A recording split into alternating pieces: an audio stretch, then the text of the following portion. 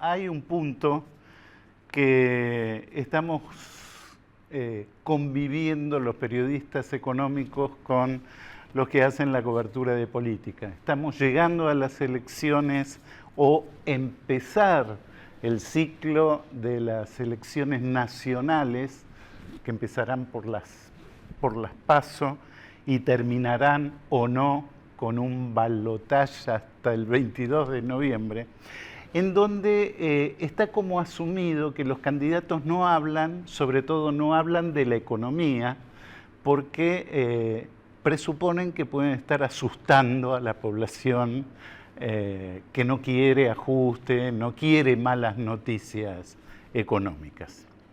En realidad hay una discusión pendiente muy interesante que enfrenta a quienes piensan que el modelo kirchnerista, que es básica o fue básicamente económico, es una maldición y va a salpicar y embromar todo el próximo mandato presidencial, gane quien gane, y quienes dicen que hay una herencia positiva que deja este gobierno justamente porque pensó que se tenía que suceder a sí mismo, ¿no?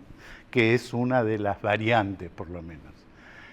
Entonces, dentro de esos hay una cantidad de puntos muy interesantes, porque es cierto, los funcionarios dicen, por ejemplo, y mostramos la primera placa, los funcionarios dan estos 3 argumentos para defender su herencia positiva.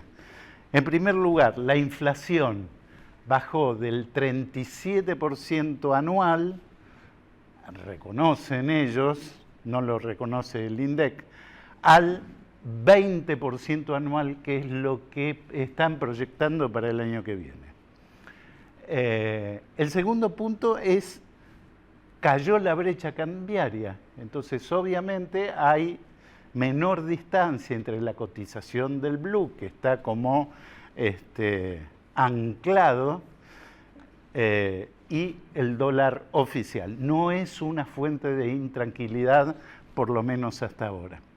Y algunos dicen que hubo en los últimos meses menor emisión monetaria, ¿no? Con un déficit fiscal tremendo del cual ya vamos a hablar. Bueno, estos son los temas. Hoy invitamos a Jorge Todesca, nuestro amigo consultor, porque de alguna manera cada vez que necesitamos ir a aquellos temas que tienen ciertas dificultades técnicas para que pueda acceder fácilmente todo el mundo, bueno, nos esclarece. Así que, ¿vos con qué postura estás? Bueno, yo creo que el ciclo obviamente tiene aspectos positivos. Me parece que no están concentrados en la macroeconomía, que es lo que peor anda del asunto. Ajá, pero claro. Que sí quedan cosas positivas. Hubo años de buen crecimiento, hubo años en que hubo buena tasa de inversión. Me parecen bien los programas sociales. Me gustaría que nuestro país no necesitara tantos programas sociales. ¿No? Hubo una recuperación del empleo respecto de la cifra de más del 20% que dejó el saldo del 2001 y su proyección a 2002, 2003, digo, por citar algunas cosas. Había 2 pilares. Yo digo siempre, mi referencia es los 2 pilares de Néstor Kirchner. ¿De qué se enorgullecía Néstor Kirchner?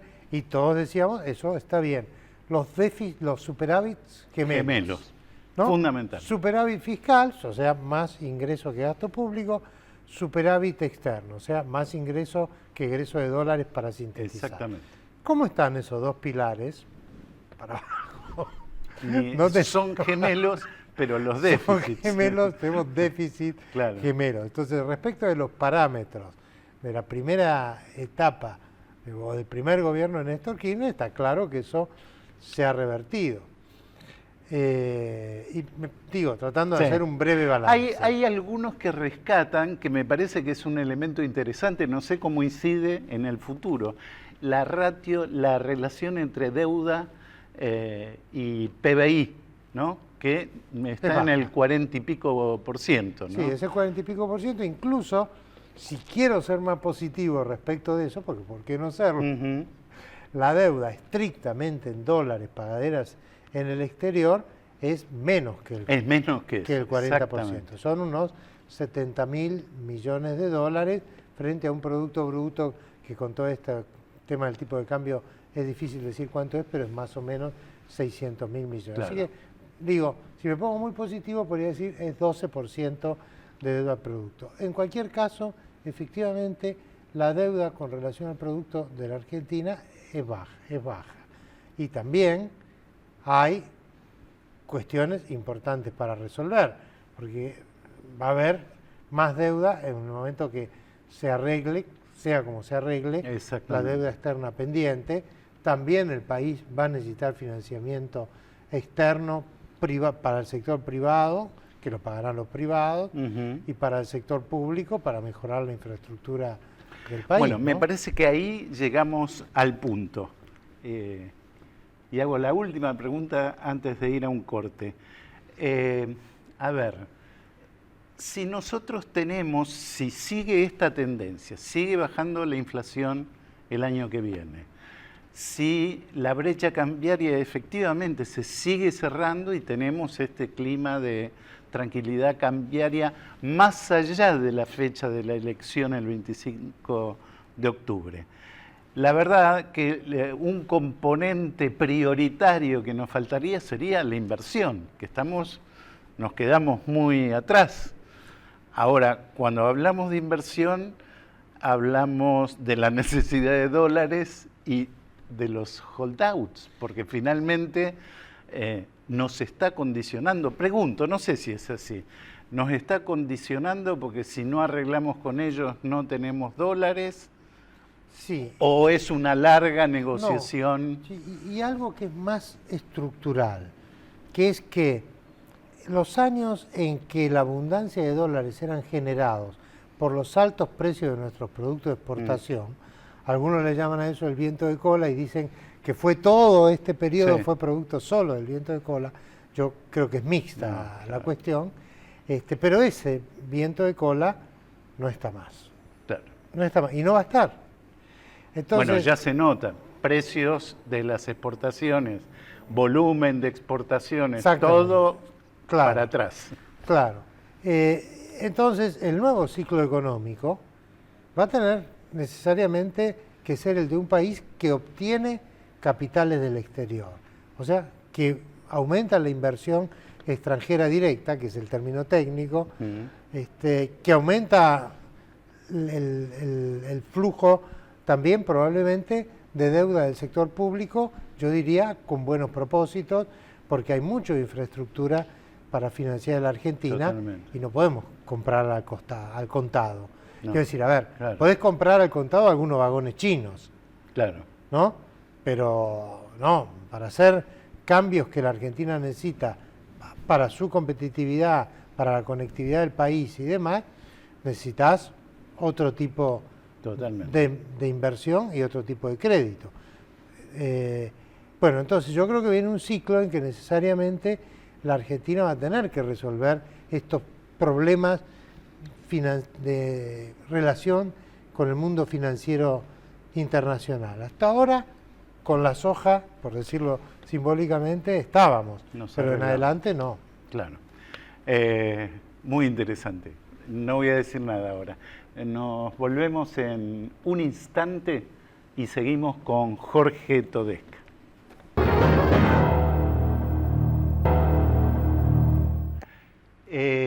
Los dos puntos finales de las placas que veníamos mostrando tienen, a ver, estos puntos.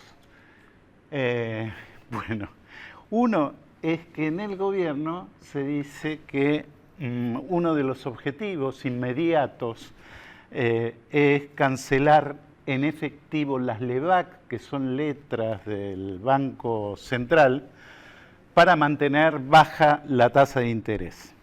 ¿Esto es una opción? ¿Es posible también planchar la tasa de interés en el 2016?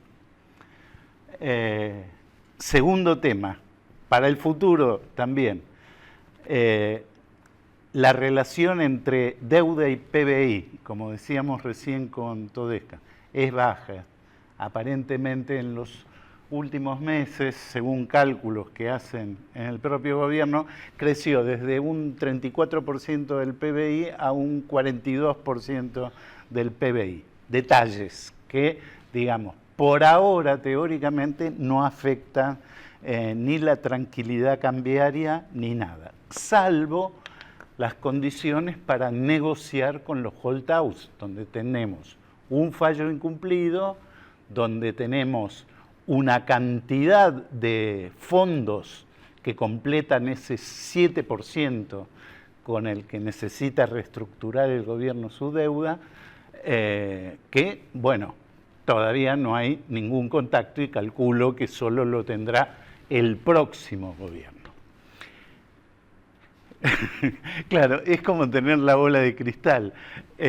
¿Puede haber un tránsito más o menos ordenado entre una gestión como esta, que tiene luces y sombras, pero que finalmente terminó agotada políticamente, y el futuro gobierno, que según el oficialismo va a ser una variante del propio oficialismo, Daniel Scioli, o no, también puede ocurrir, porque el otro gran candidato es Mauricio Macri. En cualquier caso, estos son los factores fundamentales que garantizan un tránsito pacífico, sin gran conmoción. No, yo sí creo que un tránsito ordenado sí puede haber. Sí puede haber. Digo, el colapso de la convertibilidad fue una cosa extremadamente muy tumultuosa. Excepcional, ¿no? En lo económico y en lo político. Claro. 5 presidentes en el término de una semana, no estamos frente a nada que se parezca políticamente y a algo que económicamente son desequilibrios, pero no es el shock de ese momento. Así que yo creo que sí. Pero me parece que hay un prerequisito que es que quien venga tiene que presentar un programa que contemple todos los puntos.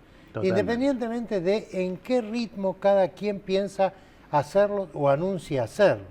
En esto te diría, por ejemplo, sector agropecuario. Bueno, habría que bajar las retenciones. Ahora, si me preguntas, ¿se pueden bajar las retenciones el primer día de gobierno desde la máxima, que es el 35% a cero? Todo el mundo sabe que no. Pero si el bajar las retenciones forma parte de un programa y hay un calendario, vos generás un tipo de expectativa. Lo mismo te diría impuesto a las ganancias, mínimo no imponible y demás. Es obvio que ahí hay que hacer una reforma. ¿Se puede hacer el primer día? Claro. No. Bueno, hay otras cosas que sí requieren atención inmediata.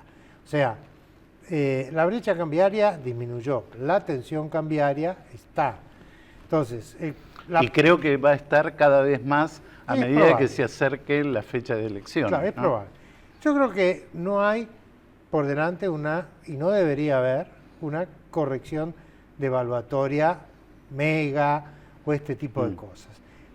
Y dependerá mucho de la política del que llegue. Pero eso me parece que es algo que lo tiene que hacer de entrada. Porque va a ser muy difícil gobernar con esa tensión y salir hacia un nuevo ciclo, ¿no? Así como te diría, las tarifas me parece que son una cosa que se puede acomodar en el tiempo. Esto otro, tenés inevitablemente vibraciones de mercado. Pero lo importante, lo más importante, es que todos los puntos de la agenda estén en un programa, con la visión que tenga el que llegue, que será una a uno y otra. Totalmente, ¿no? totalmente. Hasta hace algunas semanas se discutía si gradualismo o shock, ¿no? Que en realidad me parece que encubría un propósito de algún sector del establishment de producir el shock, más que de que hubiera una. Evidentemente, los candidatos que mejores condiciones tienen de ganar la elección plantean un programa gradual, finalmente, para todos los temas. Tal vez el más acuciante sea el vinculado justamente si devaluación sí o devaluación no, ¿Y cuánta? que parece, y cuánta. ¿Por qué? Bueno, porque hay un atraso del tipo de cambio y justamente porque eso nos posiciona para una negociación internacional.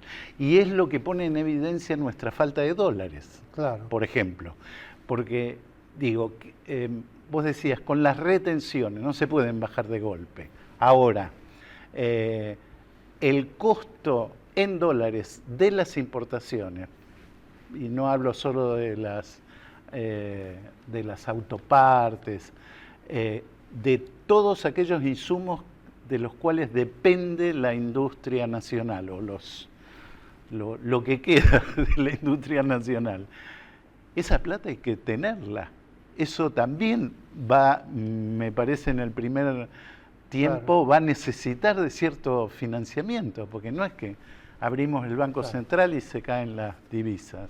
Claro, acá en realidad, José, todos sabemos, cuando se está hablando de shock o no shock, en realidad se está hablando de una sola cosa, que es el tipo de cambio, ¿no? Obviamente. Básicamente eso, ¿no? Entonces habrá quien dice, hay que liberar todo el primer día, sacar el cepo, se acomoda el mercado, ingresan rápidamente los capitales, hay que asumir eso.